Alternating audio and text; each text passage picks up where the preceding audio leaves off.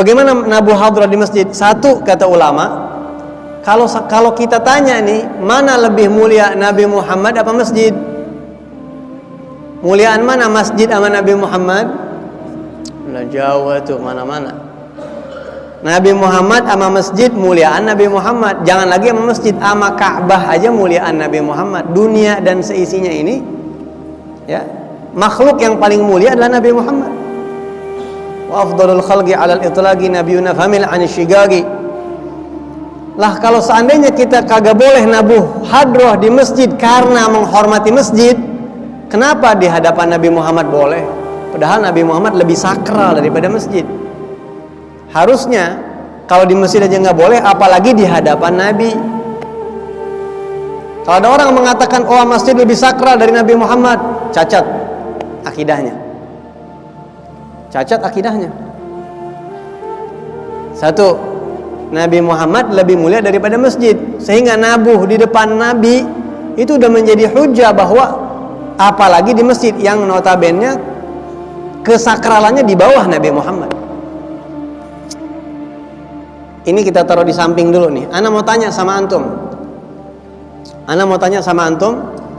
Kira-kira kalau di masjid ini ada orang main hadrah, ya arhamar rahimin, ya arhamar rahimin, ya, atau misalnya muji Nabi Muhammad, tala'al badru alaina di masjid.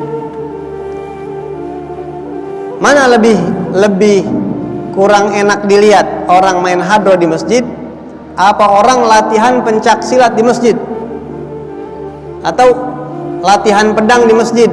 Kira-kira ngerian mana ngelihatnya, orang latihan silat di masjid apa main hadroh muji Allah di masjid, muji Nabi di masjid?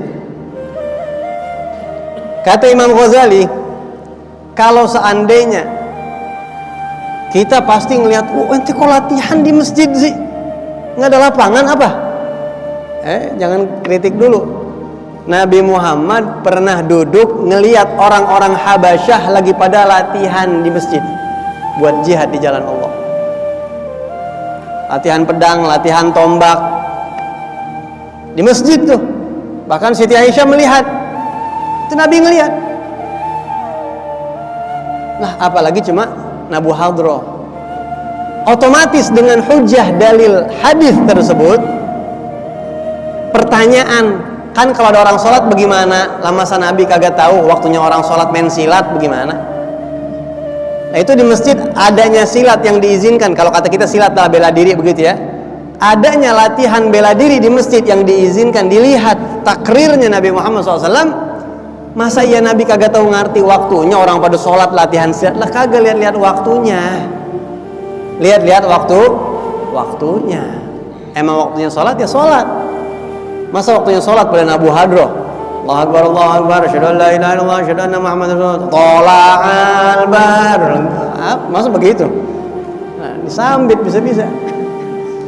Ada waktunya begitu. Ada orang sholat yang main hadrah kudu berhenti. Apakah setiap ada orang sholat di masjid kemudian apapun selain sholat harus berhenti? Kalau setiap ada orang sholat kegiatan harus berhenti, kata Habib Umar bin Hafid, maka khotib Jumat dikit-dikit berhenti. Alhamdulillah, masuk orang sholat tahiyatul masjid, Allahu Akbar, berhenti dulu jamaah ya, ada yang tahiyatul masjid. Ntar 2 rakaat, alhamdulillahilladzi la syarika lahu, masuk lagi, berhenti dulu. Lah kagak kelar-kelar tuh Jumat. Begitu. Ngelihat sikonnya. Nah, cuma kita juga main hadroh, tahu waktu, tahu momen. Udah tahu di masjid diadain agenda jadwal. Sekarang waktunya maulid di masjid. Ya udah ngerti yang lain berarti. Karena masjid ini fungsinya banyak. Kalau buat ini mah buat level orang awam nih keterangan. Kalau buat orang-orang yang punya ilmu nggak cukup hanya ngedenger ini aja. Silahkan buka kitab Ihya Ulumuddin, di situ ada.